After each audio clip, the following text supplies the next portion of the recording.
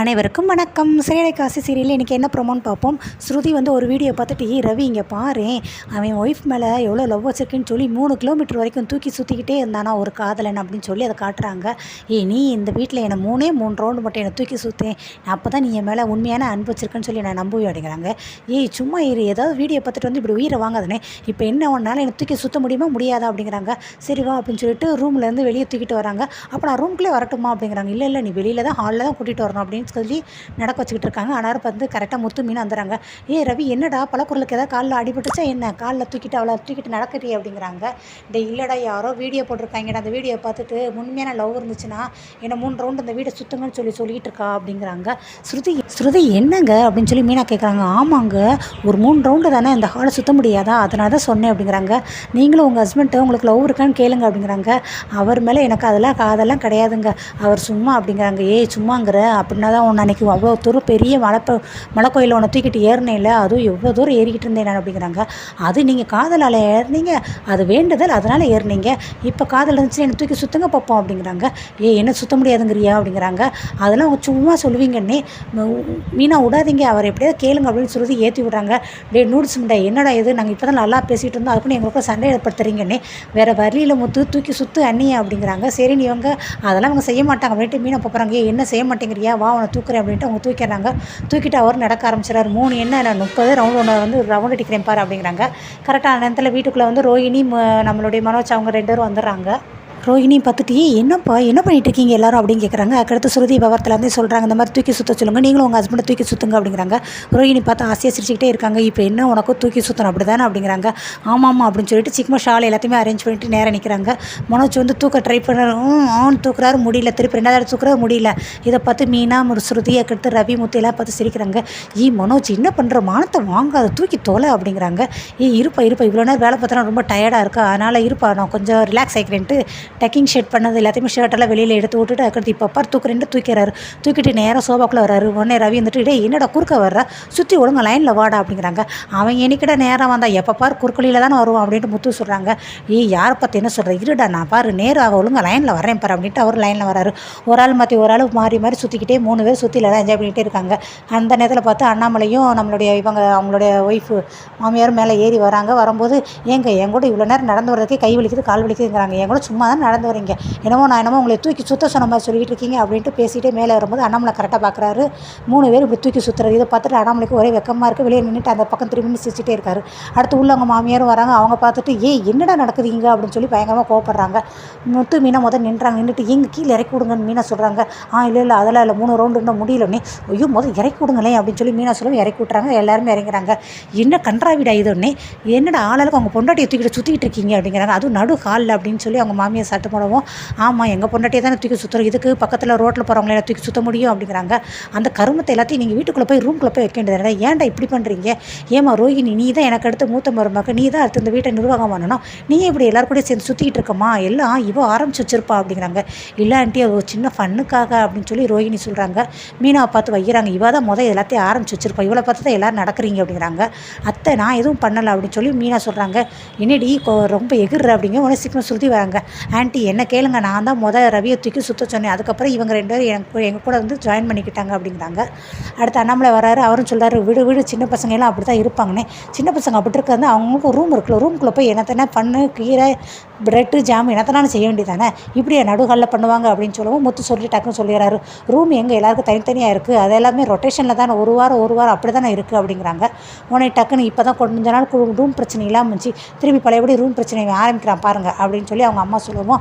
அவன் சொல்கிறது சரிதானே, எங்கள் ரூம் எல்லாருக்கும் தனித்தனியாக இருக்குது, ஒரு வாரம் அப்படி தானே எல்லாம் மாறி போகிறாங்க அப்படின்னு சொல்கிறாங்க. ஆமாப்பா இங்கே ரூம் பிரச்சனை பெரிய பிரச்சனையாக இருக்குன்னு ரவின்னு சொல்லார். மனோஜ் அப்பா நான் வெளியில் ஃபுல்லாக கிளைண்டெல்லாம் மீட் பண்ணுறேன், நான் வேலை செஞ்சு ரொம்ப டயர்டாகுது. ஆமாம் பெரிய கண்டுபிடிப்பு, வேலை செஞ்சால் டயர்டாகணும் போடா நீ அப்படின்னு முத்து சொல்கிறாங்க.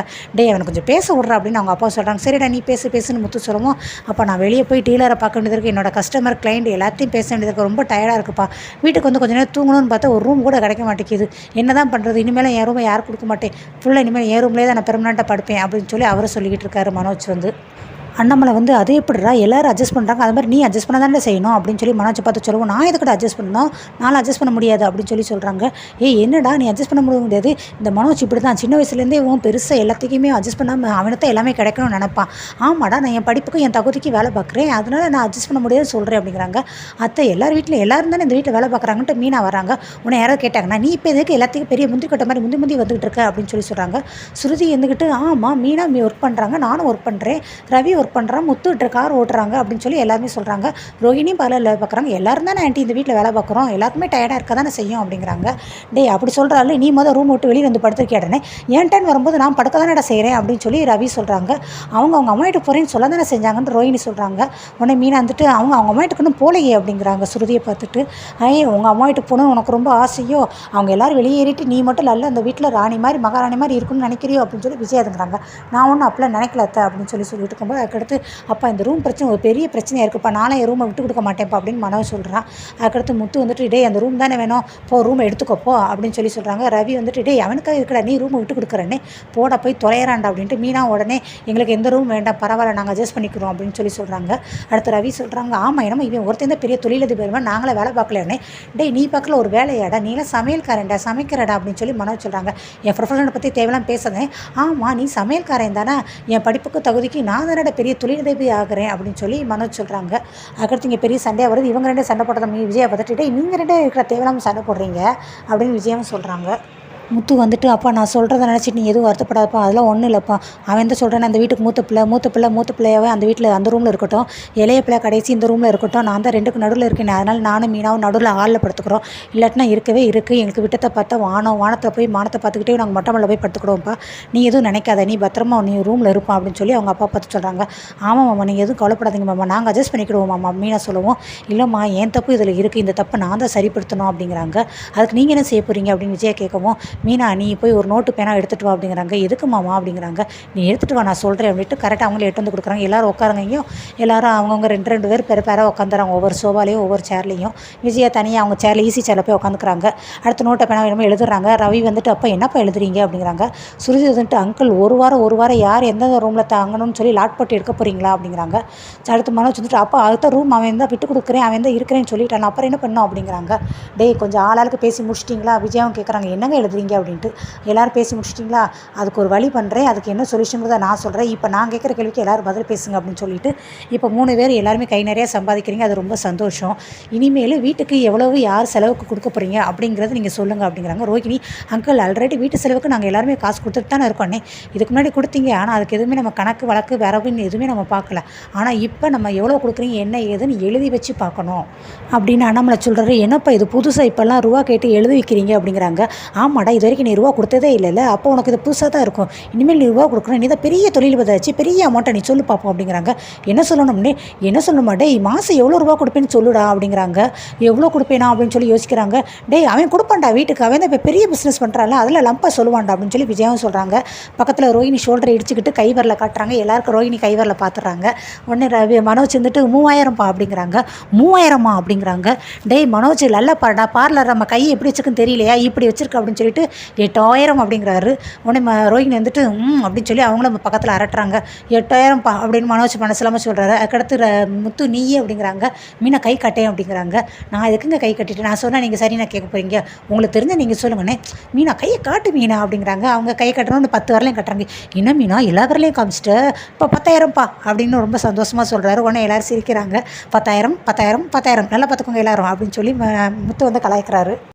நெக்ஸ்ட் வந்து ரவி நீப்பா அப்படிங்கிறாங்க. அவனே ரவி வந்து சுதியை பார்க்குறாங்க. நான் விரலாம் காட்ட மாட்டேன், இஸ் யுவர் டிசிஷன் அப்படிங்கிறாங்க. நானும் 10,000பா அப்படிங்கிறாங்க. சரி நான் அதை எல்லாமே எழுதிடுறாரு அண்ணாமலை.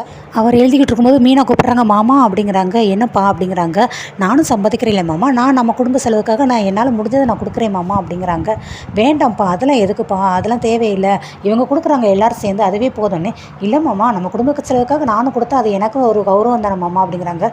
அண்ணாமலை வந்து அப்படியே கரெக்டாக டக்குன்னு விஜயா பார்க்குறாங்க. விஜயா வந்து என்ன சொல்ல தெரியாமல் அப்படியே தலையை குனிகிறாங்க.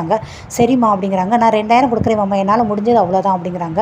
சரின்னு அவரும் அதை எழுதிக்கிறாரு. அதுக்கடுத்து விஜய் வந்துட்டு பக்கத்தில் ஆமாம் 2000 என்னமோ பெரிய 2 லட்சம் கொடுக்குற மாதிரி ஓவராக தான் சீனை போடுறா அப்படிங்கிறாங்க. அதுக்கடுத்து முத்து முத்து சொல்கிறாரு, என் பொண்டாட்டி எந்த வித சுயநலமும் இல்லாமல் தான் சம்பாதிக்கிறத குடும்பத்துக்காக கொடுக்குறேன்னு சொல்கிறா, மற்றவங்க எப்படியோ அப்படிங்கிறாங்க. ரோஹிணி வந்துட்டு, மாமா அவங்க என்ன தான் சொல்கிறாங்க அங்கிள் அப்படிங்கிறாங்க.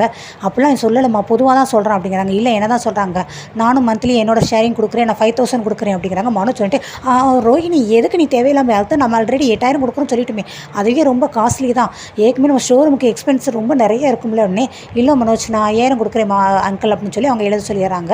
அதுக்கடுத்து ஸ்ருதியை பார்க்குறாங்க. அங்கிள் மீனா சொல்கிறது கரெக்ட் தான், நாங்கள் எல்லாருமே சம்பாதிக்கிறோம், ஸோ நாங்களும் குடும்பத்துக்காக செலவு பண்ணுறோம், அவ்வளோதானே அப்படின்னு சொல்லிட்டு நான் என்னோட இதை மந்த்லி 10,000 கொடுக்குறேன் அப்படிங்கிறாங்க. 10,000 அப்படின்னு சொல்லி எல்லோரும் வாயை பழக்கிறாங்க. அதுக்கடுத்து ரவி பார்த்து ரொம்ப சந்தோஷமாக ஹாப்பியாக சிரிக்கிறாங்க. இதெல்லாம் எழுதுறாங்க. மனோஜ் கேட்குறாரு, அப்போ இப்போ எதுக்கு இதெல்லாம் எழுதிக்கிட்டு இருக்கீங்க அப்படிங்கிறாங்க. ஏன் திடீர்னு காசு வாங்குறீங்கன்னு மனோஜ் கேட்குறாரு. முத்து வந்துட்டு, ஏன்டா நீ படிக்கிறேன்னு சொல்லி அவர்கிட்ட அப்பா கிட்ட எவ்வளோ செலவழிச்சிருக்கா, அப்பா கேட்கும்போது தான் எனக்கு இது வேணும் அது வேணும்னு சொல்லி எவ்வளோ வாங்கியிருக்கா, அப்போலாம் அவர் கணக்கு கேட்டாரடா, இப்போ அவர் கேட்டார்னா சரின்னு கேட்குற காசை கூட ஏன்டா எதுக்கு நீ கணக்கு கேட்குற அப்படிங்கிறாங்க. அதுக்கடுத்து நான் இப்போ எழுதுனது விஜயா கேட்குறாங்க, ஏன் இவ்வளோ இது எழுதுறீங்க, ரூம் பற்றி தானே பேசணும் அப்படிங்கிறாங்க. அது இப்போ நேரம் வரும்போது நான் சொல்கிறேன் அப்படின்னு சொல்லிட்டு அவர் எந்திச்சு போயிறாரு. அவங்கவுங்க ரூமுக்கு எல்லாரும் போயிடுறாங்க. நெக்ஸ்ட்டு மொட்டை மடையை கட்டுறாங்க. ரவி இருக்கார். அதுக்கடுத்து அன்னார் மனோஜ் வராங்க. டேய் என்னடா ரவி, உன் ஒய்ஃபு ஸ்ருதி வந்து 10,000 தரேன்னு சொல்லிக்கிட்டா அவளாட்டி. ஆமாடா, அப்பா கேட்கும்போது ரூபா கொடுக்குறேன்னு சொன்னது சந்தோஷம் தானே. ஆக்சுவலி எனக்கு நிறைய செலவு இருக்குது, ஆனால் என்னோட காசு வந்து அந்த இதுக்கு பற்ற மாட்டேங்குது, அதை எல்லாமே சேர்த்து ஸ்ருதி தான் பார்க்குறா, ஸோ அவள் அந்த மாதிரி சொல்லியிருக்கா, அது நல்லது தானே அப்படிங்கிறாங்க. ஆமாம், அப்பா எதுக்கடா இப்போ திடீர்னு எல்லாக்கிட்டையும் இப்படி காசு கேட்குறாங்க அப்படின்னு மனோஜ் கேட்குறாரு. திருப்பி பழையபடி நம்ம முத்து வைகிறாரு. ஏன்டா டே உன்னை படிக்கணும்னு சொல்லி எவ்வளோ செலவச்சிருக்காங்க, ஆனால் இப்போ நீ காசு கேட்குறதுக்கு அவ்வளோ கேள்வி கேட்குறாருன்னு. இல்லைடா, ஒருவேளை அப்பா நினைக்கிறாரு நம்ம 3 பேருக்கு ஒரு ரூமை கொடுத்துட்டு அம்மாவை கூட்டிகிட்டு தனியாக வேறு ஏதாவது ஒரு வீட்டுக்கு போகலான்னு நினைக்கிறாரோ அப்படிங்கிறாங்க. டே ஏன்டா இப்பெல்லாம் யோசிக்கிறேன் நீ அப்படின்னு சொல்லி பின்னாடி துரத்துறே விடுறா வேணா அப்படிங்கிறாங்க. அடுத்து ரவி சொல்கிறாங்க, இந்த ரூம் பிரச்சனை இல்லாமல் இருக்குன்னா பேசாமல் நம்ம ஒரு பெரிய அப்பார்ட்மெண்ட்டில் ஆளுக்கு தனித்தனி அப்பார்ட்மெண்ட் வாங்கி வைக்கிறது தான் நல்லது அப்படிங்கிறாங்க. அப்போ எனக்கு கிரவுண்ட் ஃப்ளோர் அப்படின்னு சிக்கமாக மனோஜ் கை தூக்குறாரு. உடனே எல்லாரும் ஒரு மாதிரி நக்கலாக கிண்டலாக பார்க்குறாங்க. அப்படியே பேசாமல் மண்ணை தோண்டி அடியிலே போய் அண்டர் கிரவுண்டில் போய் பதிஞ்சு கூட அப்படின்னு சொல்லி முத்து கலாய்க்கிறாங்க. ஏன்டா ஆளருக்கு இப்படி யோசிக்கிறீங்க, அப்பாவெல்லாம் நம்மளை தனியாக பிரித்து பார்க்க என்றைக்குமே நினைக்க மாட்டாரா, நம்ம கூட இருக்கும் தான்ட்டு ஆசைப்படுவார், இப்படி அப்பா அம்மாவை பிரிஞ்சிருக்கணும்னு நினைக்கிறீங்க, நீலாம் மனுஷங்களாடா அப்படின்னு சொல்லி மனோஜை பார்த்து வைக்கிறாரு.